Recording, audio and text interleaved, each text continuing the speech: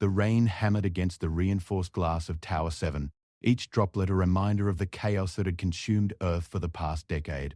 In the dimly lit monitoring station, Marcus Chen stared at the holographic displays showing humanity's last strongholds scattered across the ravaged continents. The alien invasion had ended 3 years ago, but the scars remained, both on the planet and on those who survived. Marcus had once been among the elite Hunter Corps, humanity's genetically enhanced warriors who stood as the final line of defense against the extraterrestrial threat. But that was before the incident at New Singapore, before he watched his entire squad get torn apart by creatures that defied every law of physics he thought he understood, before he realized that all his training, all his enhancements, all his supposed strength meant nothing when faced with true terror. The psychological evaluation reports scattered across his desk painted a clear picture of his decline. Post-traumatic stress disorder, survivor's guilt, chronic insomnia, substance dependency. The clinical terms felt sterile compared to the raw agony that consumed his days and haunted his nights. Dr. Sarah Winters had been patient with him, more patient than he deserved, but even she couldn't hide the concern in her eyes during their sessions. "The man who destroys his weak self can never be destroyed by others," she had said during their last meeting, quoting an ancient philosophical text. At the time, the words had felt like empty platitudes, another therapeutic technique designed to make him feel better about his failures. But as Marcus sat in the darkness of his quarters watching the city lights flicker through the storm, those words began to take on a different meaning. The official reports classified what happened next as a psychological breakthrough. But Marcus knew better. It wasn't a breakthrough. It was a breakdown so complete, so absolute, that it shattered every defense mechanism he had built around his wounded psyche. The trigger came in the form of a priority alert that echoed through the tower's communication system. New contacts on the outer perimeter. Unknown origin. All available hunters to report for immediate deployment. His hands trembled as he reached for his combat gear, muscle memory guiding him through the familiar motions of preparation. The enhanced tactical suit felt foreign against his skin, like armor meant for someone else, someone stronger, someone who hadn't failed when it mattered most. But as he made his way to the deployment bay, something began to shift within him. The trembling in his hands wasn't just fear anymore. It was anticipation. The other hunters gathered in the bay looked at him with barely concealed skepticism. Commander Jiang Wei, a veteran whose cybernetic implants gleamed under the harsh fluorescent lights, didn't even bother to hide his disapproval. "Chen, you sure you're ready for this? Your psychological evaluations suggest..." "My psychological evaluations suggest a lot of things," Marcus interrupted, his voice steadier than it had been in months. "But they don't suggest I'm a coward." The words hung in the air like a challenge, and Marcus felt something awakening deep within his chest. It wasn't confidence. That would come later. It was something more fundamental, more primal. It was the recognition that the man he had been, the weak, broken thing that cowered in the shadow of his failures, was not the man he had to remain. The transport to the perimeter took 47 minutes. 47 minutes during which Marcus underwent a transformation that would have been impossible to document in any conventional sense. It wasn't physical. The genetic enhancements had already pushed his body to its theoretical limits. It wasn't even entirely mental, though. His thought patterns were certainly evolving. It was something deeper, something that touched the very core of his identity. He thought about the squad he had lost at New Singapore, about their final moments when the enemy had broken through their defenses like they were made of paper. He had blamed himself for their deaths, carrying that guilt like a weight that grew heavier with each passing day. But sitting in the transport, surrounded by the quiet tension of warriors preparing for battle, he began to understand that his guilt was just another form of weakness, another excuse to avoid becoming what he needed to be. The landing zone was a wasteland of twisted metal and scorched earth, a testament to the fierce battles that had been fought there years earlier. The enemy contacts that had triggered the alert were unlike anything in the official xenobiology databases. They moved with a fluid grace that suggested intelligence, but their biosignatures indicated something far more primitive and savage than the technologically advanced species that had originally invaded Earth. "Contact in 30 seconds, Commander Jiang's voice crackled through the comm system. "Remember, we don't know what we're dealing with here. Stay sharp. Stay together," and the first creature erupted from the ground directly beneath Marcus's position with such sudden violence that his enhanced reflexes barely had time to register the threat. It was a nightmare amalgamation of organic and mechanical components, its crystalline carapace reflecting the emergency lighting in patterns that hurt to look at directly. Razor-sharp appendages swept toward him with lethal precision, and in that moment, Marcus Chen died. Not physically, his body was still intact, still moving with superhuman speed to avoid the creature's initial assault. But the man who had been paralyzed by fear, who had spent months wallowing in self-pity and pharmaceutical numbness, simply ceased to exist. In his place stood something new, something that had been forged in the crucible of absolute necessity. The transformation was not gradual. It was instantaneous and complete, like a switch being thrown in the depths of his consciousness. Every weakness that had defined him, every failure that had haunted him, every moment of hesitation that had cost lives, all of it burned away in the span of a single heartbeat. What emerged from that fire was not the absence of fear, but the mastery of it. His plasma rifle sang as it discharged, the coherent energy beam punching through the creature's carapace with surgical precision. But this was different from his previous combat encounters. Before, he had fought with desperation, with the frantic energy of someone trying to survive. Now he fought with purpose, with a clarity of intent that transformed violence into art. The creature's death scream echoed across the battlefield, a sound that should have filled him with revulsion. Instead, Marcus felt nothing but cold satisfaction. He had identified a threat to humanity's survival and eliminated it. The moral implications, the philosophical questions about the nature of violence and its place in human society, these were concerns for people who had the luxury of choice. He had moved beyond such considerations. "Chen, what's your status?" Commander Zhang's voice carried a note of surprise that Marcus found amusing. The commander had expected him to break under pressure, to require rescue or medical evacuation. Instead, he was advancing deeper into the hostile zone, his enhanced sensors tracking at least 6 more enemy signatures in the immediate vicinity. "Status is operational," Marcus replied, his voice carrying a new quality that he didn't entirely recognize. It was the voice of someone who had stopped asking permission to exist, someone who had accepted the terrible responsibility of being exactly what the situation required. The next 30 minutes became a masterclass in applied violence. The creatures were fast, intelligent, and equipped with natural weapons that could tear through conventional armor like tissue paper. But Marcus had become something else, something that existed in the space between human and post-human, between civilization and the primal necessity of survival. He flowed through the battlefield like liquid death, each movement economical and precise, each kill calculated to maximum effect. His squad mates watched in amazement as he systematically dismantled what should have been an overwhelming force. The Marcus they had known was gone, replaced by someone who seemed to understand violence on a fundamental level that transcended mere training or enhancement. He didn't just fight the creatures, he anticipated them, reading their patterns and intentions with an intuition that bordered on precognition. But the true test came when the largest of the creatures, a specimen easily twice the size of the others, emerged from a concealed position behind their primary defensive line. Its biosignature suggested intelligence far beyond its smaller brethren, and the tactical implants in Marcus's skull immediately classified it as a command variant. This was the Alpha, the creature directing the others' coordinated assault on the human position. Commander Zhang moved to engage, his cybernetic enhancements whining as they cycled up to maximum output.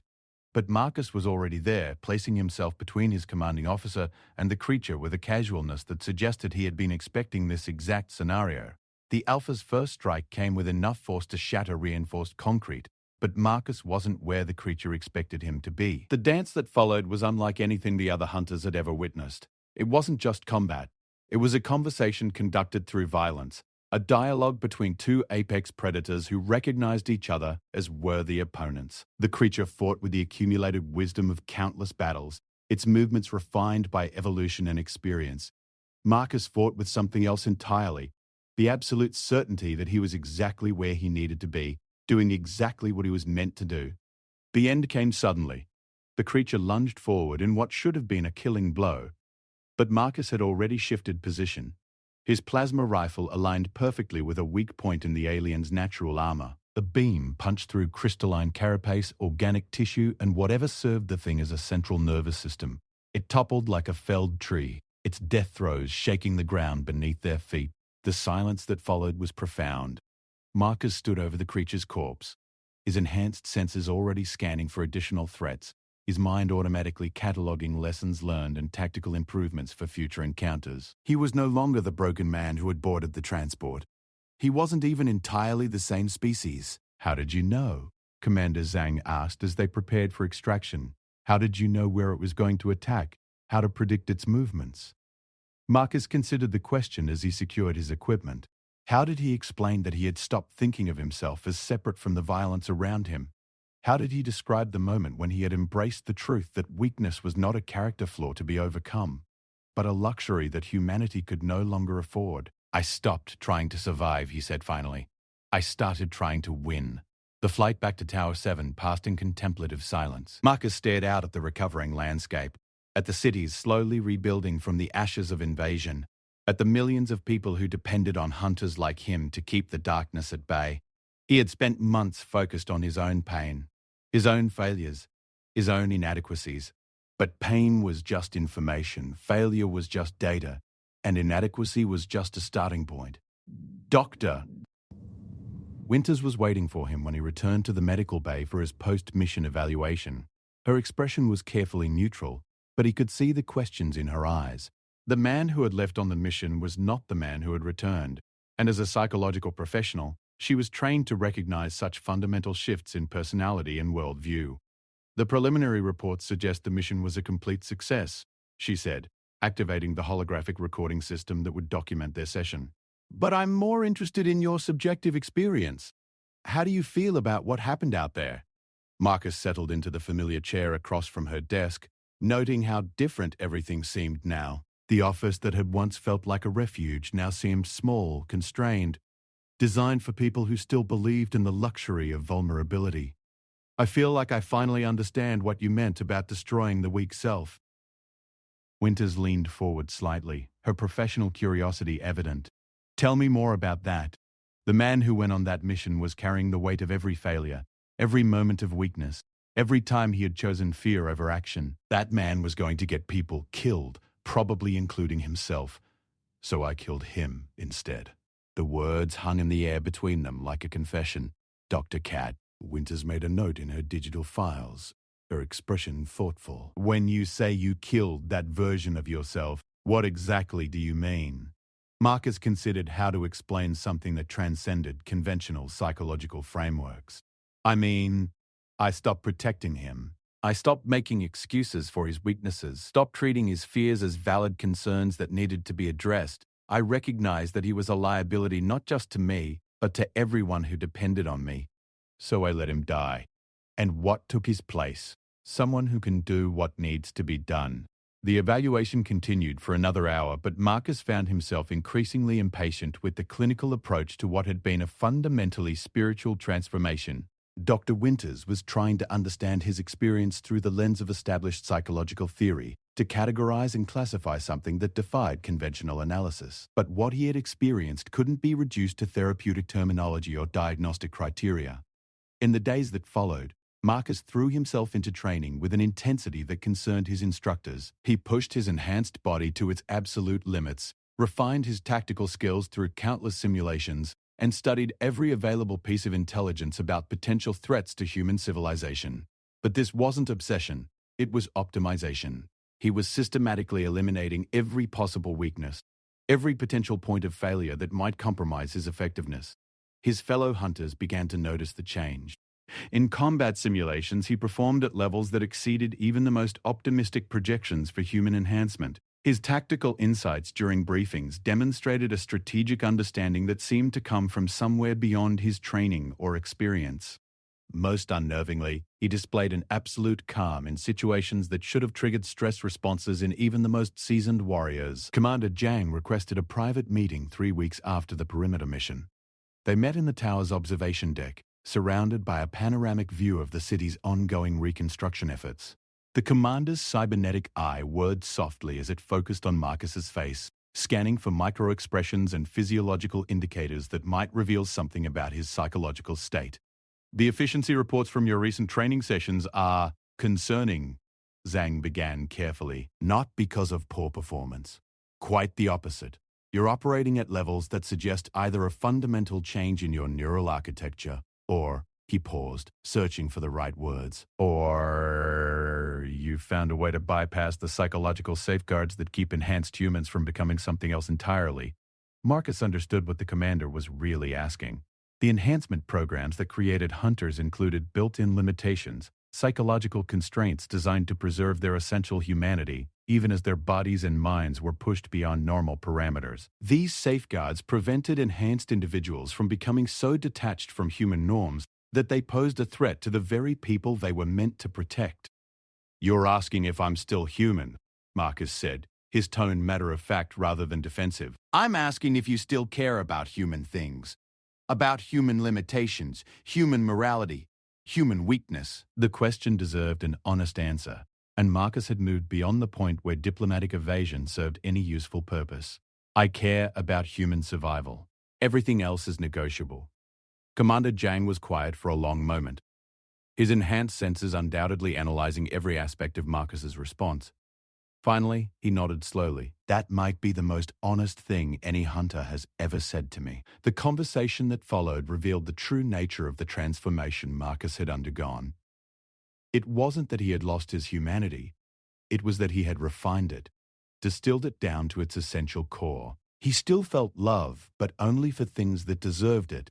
He still felt compassion, but only for those who could be helped without compromising larger objectives. He still felt fear, but only as useful information about potential threats.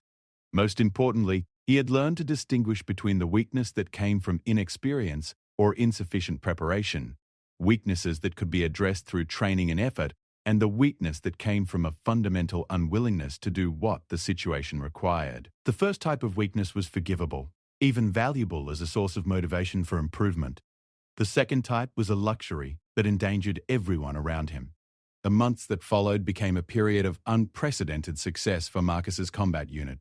Mission after mission ended in complete tactical victories, with minimal casualties among human forces. His squad mates developed an almost religious faith in his judgment, following his lead even when his orders seemed to contradict standard protocols.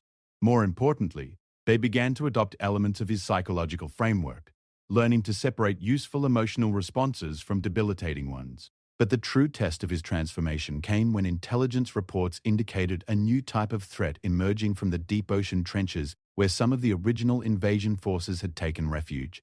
These creatures had apparently spent the years since the formal end of hostilities adapting to Earth's environment, incorporating human technology into their biological systems in ways that suggested a level of intelligence and long-term planning that had been dramatically underestimated. The mission briefing revealed the scope of the threat. Satellite imagery showed massive underwater constructions, technological installations that combined alien engineering with repurposed human equipment.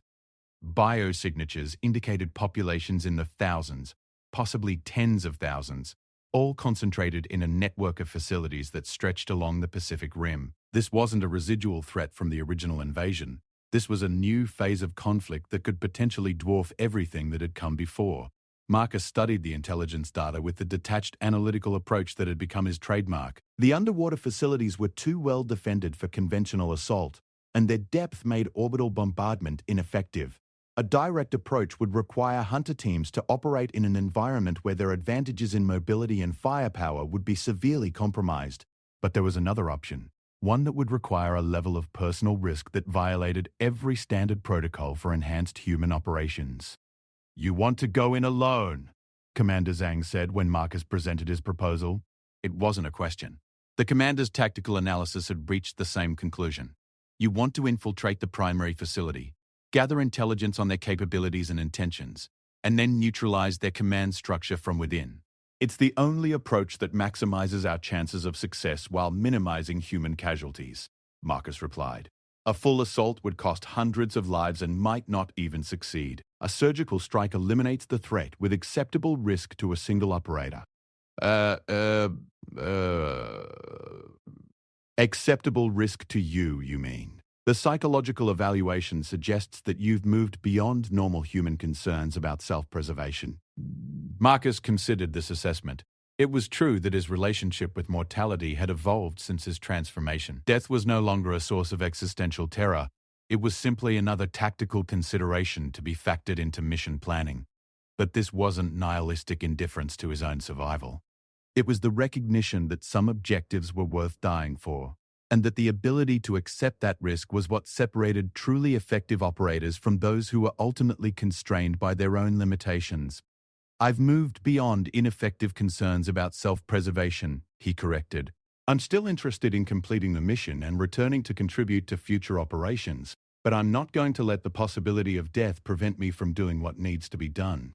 The authorization process for a solo deep ocean infiltration mission required approval from the highest levels of the Hunter command structure. Marcus spent hours in briefings and evaluations explaining his tactical reasoning and demonstrating his psychological fitness for an operation that would place him in isolation under extreme conditions for an extended period. But he knew the real question wasn't whether he could handle the physical and mental challenges of the mission. It was whether the leadership trusted him to remain human enough to serve humanity's interests. Dr. Winters conducted the final psychological evaluation. They met in her office one last time, the familiar environment now feeling like an artifact from his previous existence. She had been documenting his transformation from the beginning, and her files represented the most complete record of his evolution from broken veteran to something approaching post-human effectiveness. "The man I first met after New Singapore was consumed by guilt and self-doubt," she said as she reviewed her notes. "He was paralyzed by his failures and convinced of his own inadequacy. The man sitting across from me now shows no signs of those psychological constraints. The question is whether that's a cure or a symptom of something else entirely." Marcus appreciated her honesty. "What do you think? I think you've solved the problem of human weakness by transcending it. But I'm not sure if what you've become is still recognizably human in any meaningful sense. Does it matter as long as I can protect humanity?" Dr. Winters was quiet for a long moment, her professional training warring with her personal concern for someone she had watched undergo such a fundamental transformation. "I think," she said finally, "that the answer to that question will determine whether you're humanity's greatest protector or its most dangerous threat." The conversation ended with her signing the psychological fitness certification that would allow the mission to proceed. But Marcus could see the uncertainty in her eyes, the concern that she was authorizing something that might ultimately prove more dangerous than the threat it was designed to address. It was a reasonable concern, and one that he had considered extensively during his own preparation for what was to come. The descent to the ocean floor took place under conditions of absolute secrecy. The modified deep-sea vessel had been equipped with stealth technology reverse-engineered from captured alien equipment, making it virtually invisible to conventional detection methods. Marcus rode alone in the cramped passenger compartment, reviewing tactical data and running final system checks on his specialized equipment. His enhanced physiology had been further modified for the underwater environment. Temporary gills allowed him to process oxygen directly from seawater, while internal pressure regulation systems prevented the crushing depths from affecting his performance. Most importantly, his neural implants had been upgraded with quantum encryption protocols that would prevent the enemy from intercepting his thoughts, even if they had developed more sophisticated mental intrusion capabilities. The first glimpse of the underwater installation exceeded even the most pessimistic intelligence estimates.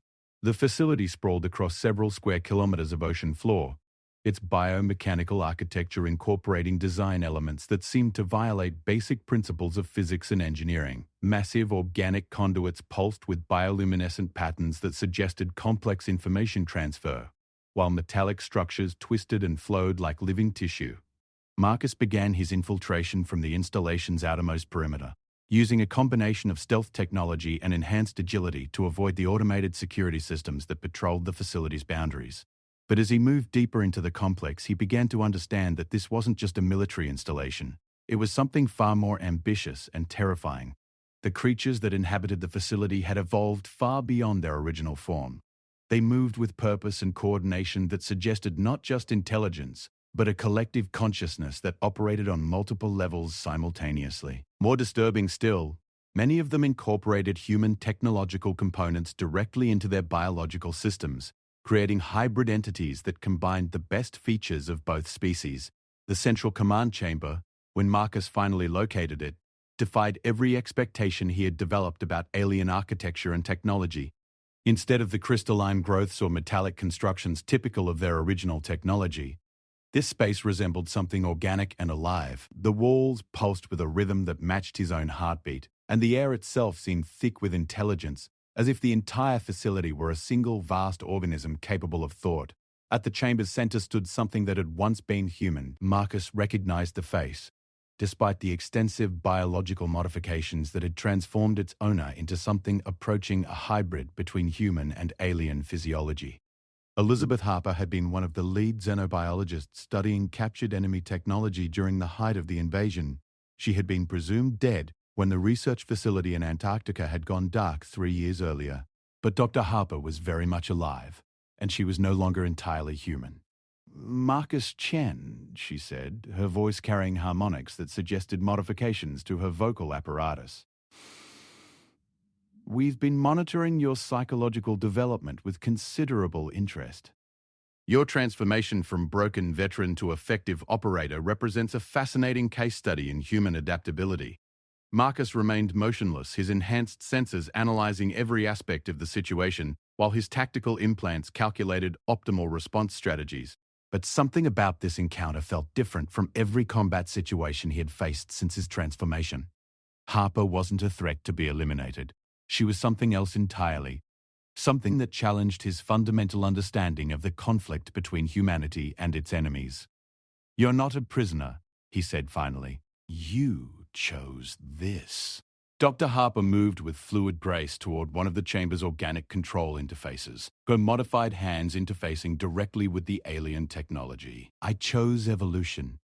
I chose to move beyond the limitations that constrain human development. Just as you chose to destroy the weak elements of your own psychology." The comparison was uncomfortable in its accuracy. Marcus had indeed undergone his own form of transformation, eliminating the aspects of his personality and worldview that had prevented him from achieving maximum effectiveness. But his changes had been psychological and tactical, while Dr. Harper had undergone something that altered her fundamental biological nature. "The difference," he said, "is that I remained human. Did you, Dr. Rob?" Harper turned to face him fully, and Marcus could see that her eyes had been replaced with something that combined organic neural tissue with quantum processing components. "You eliminated empathy when it interfered with tactical efficiency. You discarded moral constraints when they prevented necessary action. You abandoned emotional connections that might compromise your judgment. In what meaningful sense are you still human?" The question struck at something deep within Marcus's carefully constructed psychological framework.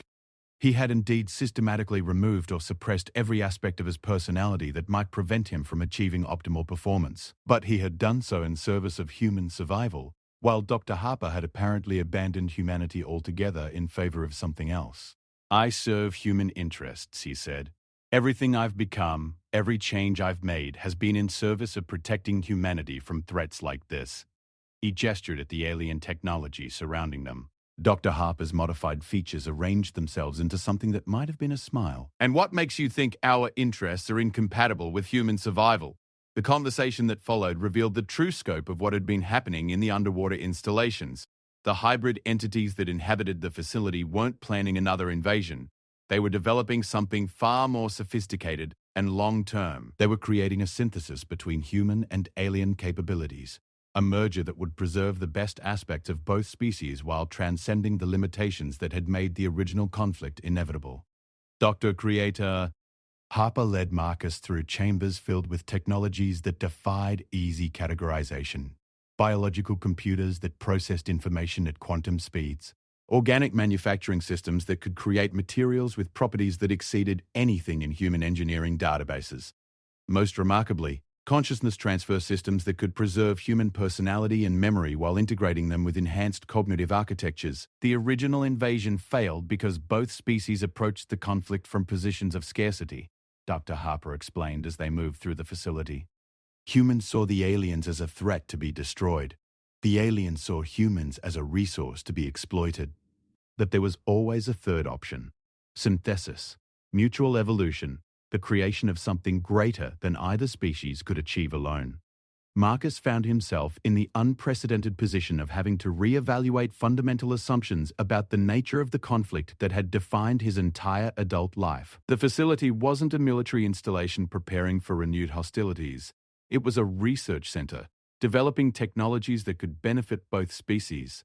The hybrid entities weren't enemy combatants. They were volunteers who had chosen to participate in an evolutionary leap that might represent the future of intelligence itself. But even as he absorbed this information, Marcus's tactical training continued to analyze potential threat scenarios. The technologies he was observing were powerful enough to fundamentally alter the balance of power between humans and their former enemies. In the wrong hands, they could be used to subjugate humanity or transform the species against its will. The fact that Dr. Harper and her colleagues claimed benevolent intentions didn't eliminate the risks inherent in their research. "You're asking me to trust you," Marcus said as they reached what appeared to be the facility's primary research laboratory. "To accept that your transformation represents evolution rather than corruption, that your intentions are aligned with human welfare rather than alien objectives." Harper paused at one of the laboratory's control interfaces, her hybrid nature allowing her to interface directly with systems that would have required complex intermediary technologies for an unmodified human. "I'm asking you to recognize that the categories of human and alien may no longer be relevant. We're all inhabitants of the same planet now, facing the same challenges of survival and development. The question isn't whether we can trust each other. It's whether we can evolve together." The laboratory contained specimens and technologies that represented years of careful research into the integration of human and alien biological systems. Marcus observed volunteers in various stages of transformation, individuals who had chosen to undergo modifications that enhanced their physical and cognitive capabilities while preserving their essential personality and memory.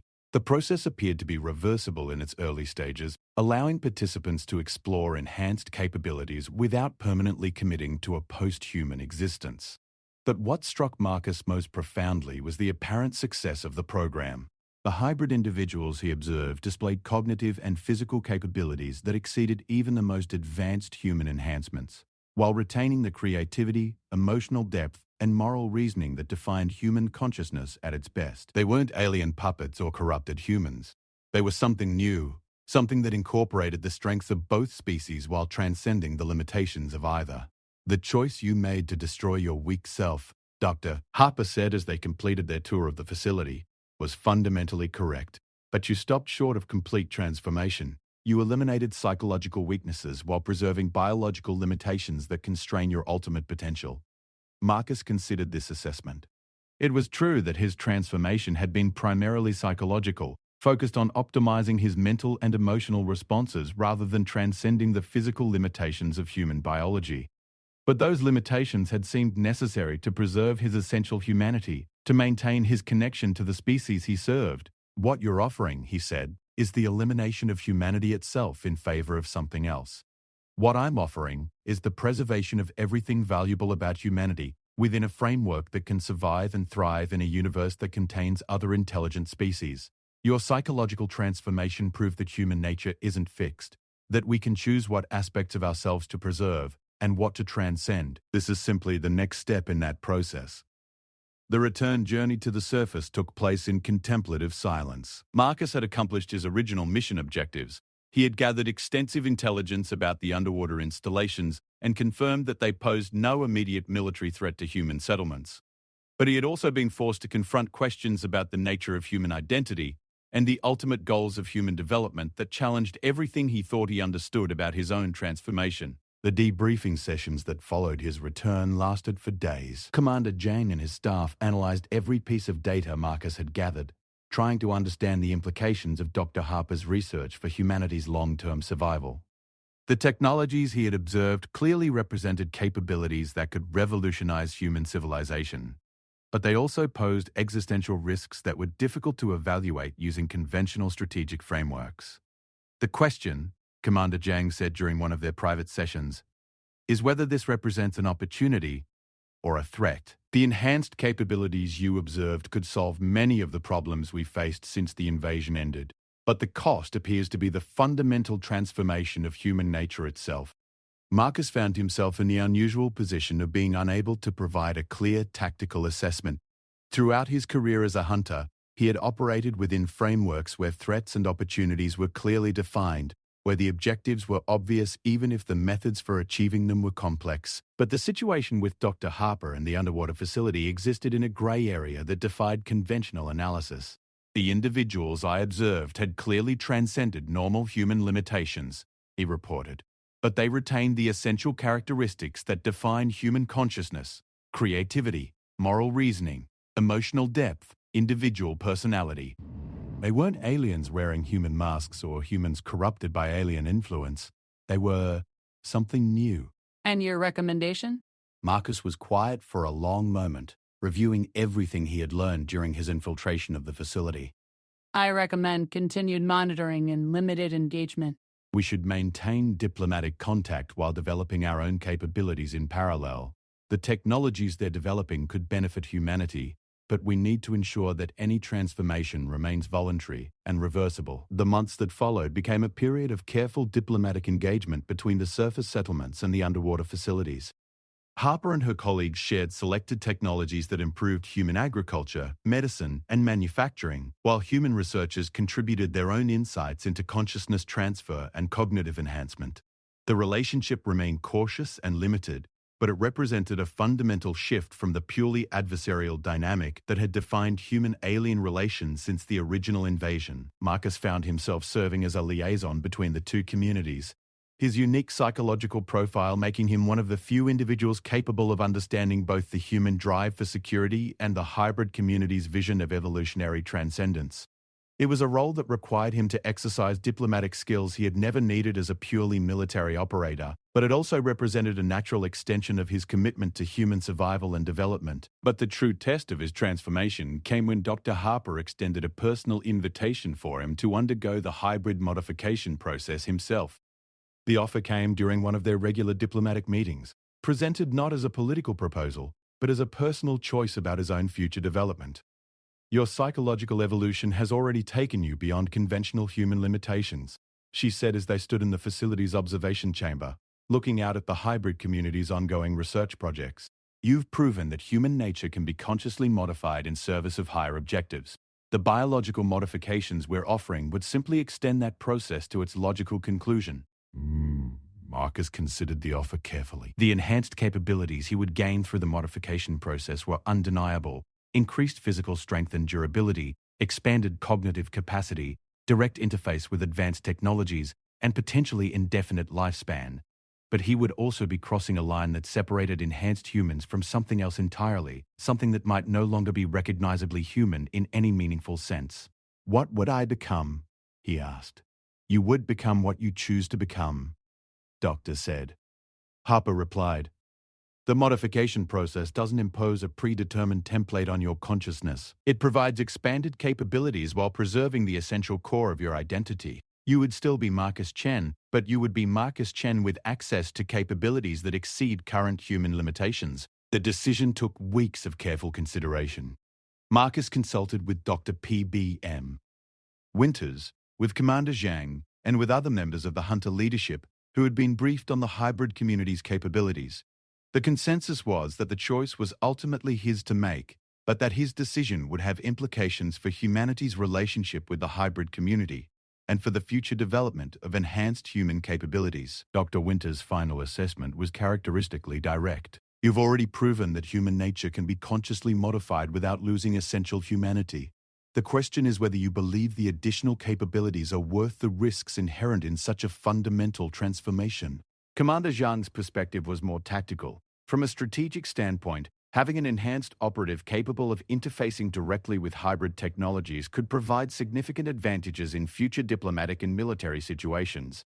But the psychological risks are difficult to assess. In the end, the decision came down to the same principle that had guided Marcus's original transformation. The question wasn't whether the modification process was safe or comfortable. It was whether it would make him more effective at protecting humanity and advancing human interests. And by that measure, the answer was clear. The modification process itself took place over several days in the underwater facility's medical chambers. Marcus remained conscious throughout the procedure, observing as his body was systematically enhanced with technologies that improved every aspect of his physical and cognitive performance. The changes were gradual but profound. Enhanced sensory perception that allowed him to process information at unprecedented rates, improved physical coordination that made his previous enhancements seem clumsy by comparison, and most remarkably, direct neural interfaces that allowed him to communicate with both human and alien technologies through thought alone. But the most significant change was psychological. The modification process included consciousness expansion technologies that allowed Marcus to perceive and process information in ways that transcended normal human cognitive limitations. He could simultaneously track multiple complex scenarios, analyze probability matrices that would have overwhelmed conventional human reasoning, and maintain awareness of his environment at a level of detail that approached omniscience within localized areas. Yet throughout the transformation, he remained fundamentally himself. The core personality, the commitment to human welfare, the tactical mindset that had defined his approach to problem solving, all of these remained intact. The modification had enhanced his capabilities without corrupting his essential nature or compromising his loyalty to humanity. The return to his duties as a hunter after the modification process was complete marked the beginning of a new phase in human hybrid relations. Marcus served as both a diplomatic representative and a military operator, capable of interfacing directly with hybrid technologies while maintaining his credibility within human command structures. His enhanced capabilities allowed him to resolve conflicts and navigate complex situations that would have been impossible for conventional human operators. More importantly, his successful transformation demonstrated that the hybrid modification process could enhance human capabilities without eliminating human identity. Other volunteers began to undergo similar modifications, creating a growing population of enhanced individuals who served as bridges between the purely human communities and the hybrid research facilities. The philosophical implications of these developments extended far beyond immediate tactical considerations. Marcus had begun his journey as a broken veteran consumed by guilt and self-doubt. Through a process of systematic psychological transformation, he had eliminated the weaknesses that prevented him from achieving his potential.